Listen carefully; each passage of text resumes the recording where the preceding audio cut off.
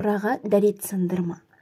Қазақта 4 түліктің құты, киесі болады деген ырым бар.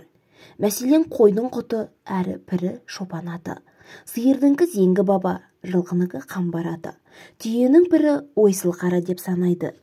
Олар малдың өсіп өнуі үшін дұға етіп қорғап жүреді деп сенеді. Ал мал жайылымы мен қора қопсыны 4 түліктің құтты орны дейді. Осыған қатысты ел аузында мынадай аңыз бар. Ертеде бір бай болыпты, 4 түлігі сай болыпты.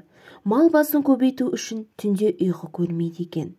Ниеті мен еңбегіне қарай малы өне түседі. Бірақ малдың қадірін иесі білгенмен оның есерсоқ ұлы білмепті.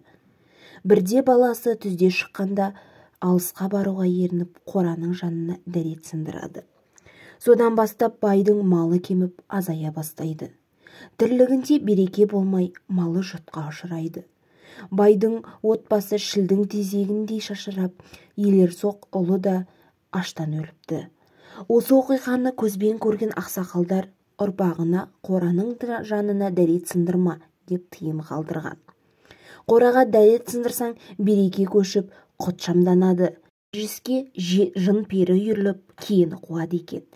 Діни кітаптарда дәретке шыққанда үйден 7 қадам аттап барып шығу керек делінеді. Себебі құт та жұт секілді 7 ағайынды болады. Сондықтан үйде береке болсын десең, 7 қадам аттап барып алысқа дәрет сындыру керек.